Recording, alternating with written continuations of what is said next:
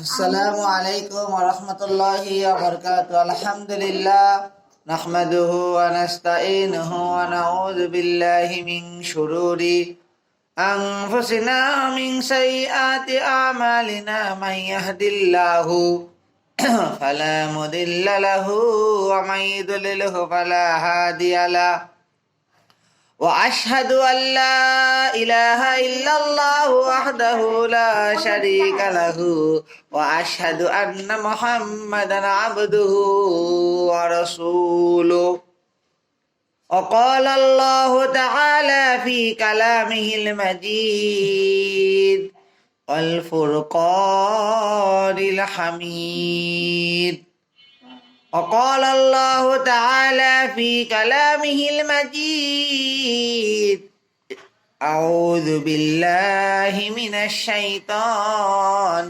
الرجيم بسم الله الرحمن الرحيم اقرأ باسم ربك الذي خلق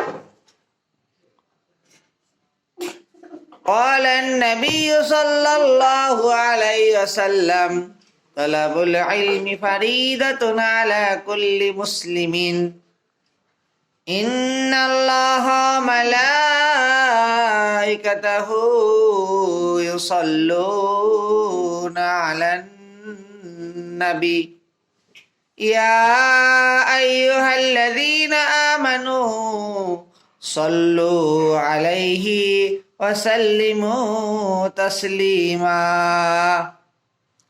اللهم صل على محمد وعلى آل محمد كما صليت على إبراهيم وعلى آل إبراهيم إنك حميد مجيد اللهم بارك على محمد وعلى آل محمد كما باركت على إبراهيم وعلى آل إبراهيم إنك حميد مجيد ربي زدني علما ربي زدني علما ربي زدني علما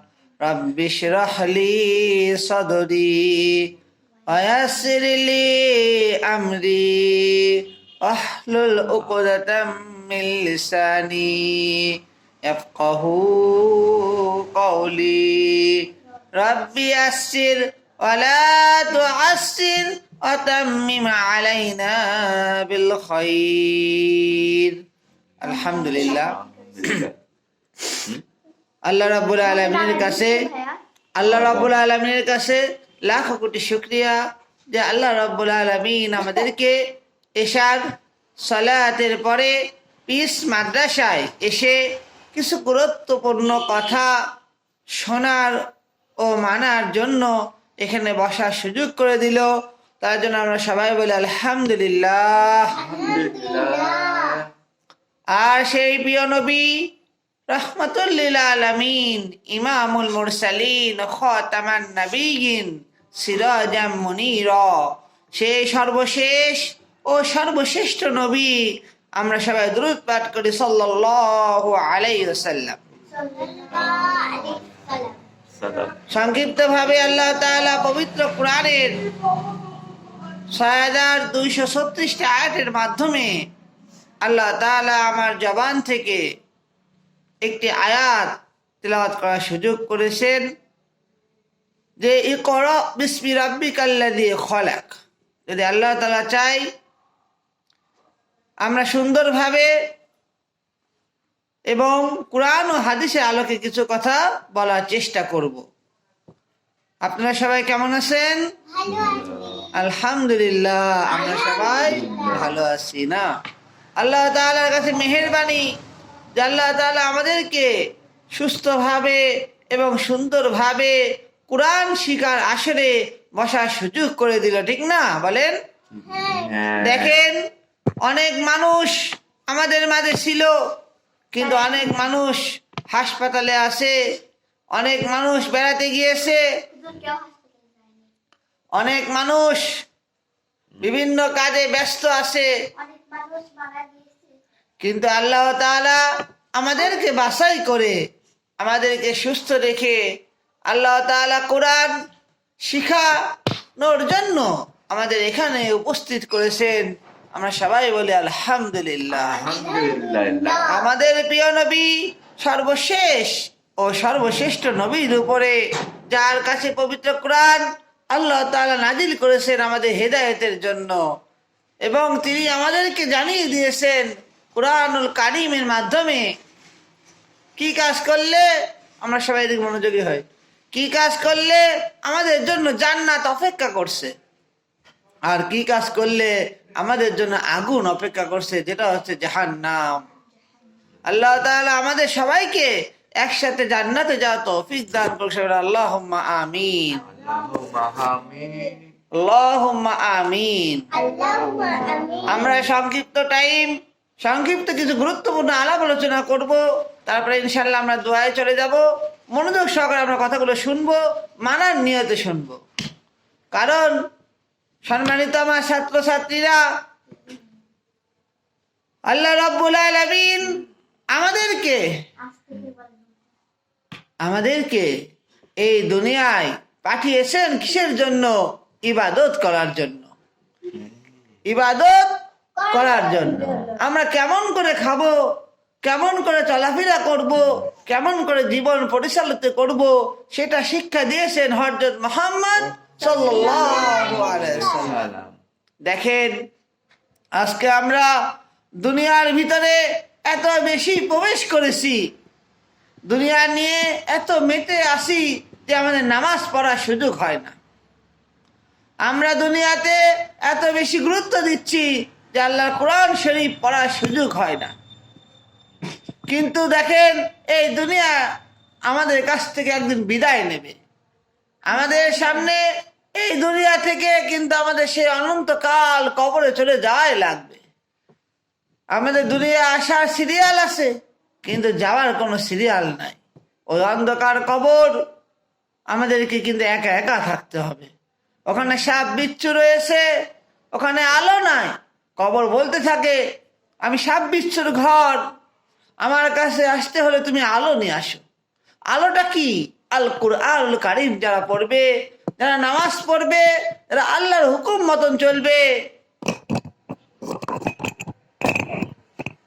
তারা কিন্তু সেই আলো পাবে। এই কি আপনারা এই কথা বিশ্বাস করেন? যারা বিশ্বাস করবে তারা ঈমানদার, আর যারা বিশ্বাস করবে না তারা বেঈমান। ঈমানদার আল্লাহ তাআলার পক্ষ থেকে পুরস্কার পাবে, তাদের জন্য জান্নাতের সুন্দর সুন্দর পুরস্কার আল্লাহ তাআলা রেখে দিয়েছে, সুস্বাদু খাবার রেখে দিয়েছে, মাছের কলিজা ভুনা রেখে দিয়েছে। সুবহানাল্লাহ। যে জান্নাতের নাজ নিয়ামত এই দুই চোখে দেখে নাই, কিন্তু যারা বিশ্বাস করবে না, যারা আল্লাহর হুকুম মানবে না, কোরআন পড়বে না, তাদের জন্য কিন্তু আগুন অপেক্ষা করছে, সাপ অপেক্ষা করছে, কঠিন কঠিন আযাব অপেক্ষা করছে। আল্লাহ তাআলা আমাদের সেই আযাব থেকে রক্ষা করুক। আল্লাহুম্মা আমিন। আল্লাহ রাব্বুল আলামিন আমাদেরকে বাছাই করেছে। আল্লাহ রাব্বুল আলামিন আমাদেরকে যদি বোবা বানাতো, আল্লাহ তাআলা যদি অন্ধ বানাতো, আমাদের দুনিয়ায় চলাফেরা করতে খুবই কি হতো? কষ্ট হতো। আমরা আল্লাহর নিয়ামত পেয়ে শুকরিয়া আদায় করি না, আমরা আমাদের সময়কে নষ্ট করে ফেলতেছি। আমরা আমাদের মনে করছি অলসতা করে, ফাঁকি দিয়ে আমরা মানুষকে খুশি করছি। কিন্তু আমরা যদি আল্লাহ তাআলাকে খুশি করতে পারি, আল্লাহ তাআলা আমাদের জীবনে বারাকা দান করবে, ঠিক না বলেন? আল্লাহ তাআলা আমাদের জীবনের ভিতরে, এই হায়াতের ভিতরে আল্লাহ তাআলা এত পরিমাণ শান্তি দান করবে, আমরা দুনিয়ায় শান্তি পাবো এবং পরকালেও শান্তি পাবো ইনশাআল্লাহ। ইনশাআল্লাহ। যারা কোরআনের কথা শুনে যাদের বিরক্তি হয়, যাদের কোরআনের কথা শুনতে ভালো লাগে না, উল্টো পাল্টা জিনিস শুনতে ভালো লাগে, তারা কিন্তু আল্লাহর প্রিয় বান্দা হতে পারবে না। শুধু জানলেই হবে না, আমাদেরকে জেনে বুঝে আমল করতে হবে। কোরআনে যে আল্লাহ তাআলা বলছে সে পড়ো তোমার প্রভুর নামে যিনি তোমাকে সৃষ্টি করেছে। ইকরা বিসমি রাব্বিকাল্লাযী খলাক। হেরা গুহায় নবী করিম সাল্লাল্লাহু আলাইহি সাল্লামের কাছে জিবরাইল আলাইহিস সালাম এসে জিবরাইল আলাইহিস সালামের কাছে এসে জিবরাইল আলাইহিস সালামের কাছে এসে বলল, নবীজি আপনি পড়ুন, আপনি পড়ুন, আপনি পড়ুন। কিন্তু নবীজিকে তো আল্লাহ তাআলা তখনও শিক্ষা দান করেননি। কিন্তু আল্লাহ তাআলার পক্ষ থেকে যখন তাদের সাথে সাক্ষাৎ হলো, সিনার সাথে সিনা চাপ দিল, বুকের সাথে বুক যখন চাপ দিল, বুক বোঝানো হচ্ছে এখানে, তখন আল্লাহর পক্ষ থেকে নবী করিম সাল্লাল্লাহু আলাইহি সাল্লামের মুখ থেকে চালু হয়ে গেল বিসমিল্লাহির রহমানির রহিম। ইকরা বিসমি রাব্বিকাল্লাযী খলাক খলাকাল ইনসানা মা আলাক ইকরা রাব্বুকাল আকরাম আল্লাযী আল্লামা বিল কলম আল্লামাল ইনসানা মা লাম ইয়ালাম। প্রথম 5টা আয়াত সেই হীরা পর্বতে নাজিল হয়ে গেল মানুষের জন্য হেদায়েতের বাণী। সবাই বলে সুবহানাল্লাহ, সুবহানাল্লাহ। কোরআন শরীফের এক একটা অক্ষর পড়ার কারণে তার 10টা করে সওয়াব হয়। বলে সুবহানাল্লাহ, সুবহানাল্লাহ। নেকি সওয়াব আমাদের একই কথা। আল্লাহ রাব্বুল আলামিন আমাদের যে এই ঘরে বসেছি আমরা, এটা জান্নাতের বাগান হয়ে গিয়েছে। তাই নবী করিম সাল্লাল্লাহু আলাইহি সাল্লামের অসংখ্য হাদিস থেকে একটা হাদিস বলা হয়েছিল, ক্বালা নবী সাল্লাল্লাহু আলাইহি সাল্লাম তালাবুল ইলমি ফারিদাতুন আলা কুল্লি মুসলিমিন। প্রত্যেক মুসলমান মেয়ে ও ছেলের জন্য জ্ঞান অর্জন করা ফরজ। আপনি যদি যে জ্ঞান অর্জন করেন সেই জ্ঞান যদি কোরআন হাদিসের মতন হয়, আপনারও আমাদের জীবন সাকসেস হয়ে যাবে। আর যদি আমরা শয়তানি জ্ঞান করি তাহলে কিন্তু সাকসেস হবে না। তাই সংক্ষিপ্ত কথায় আমি এখানে সমাপনী টানতেছি।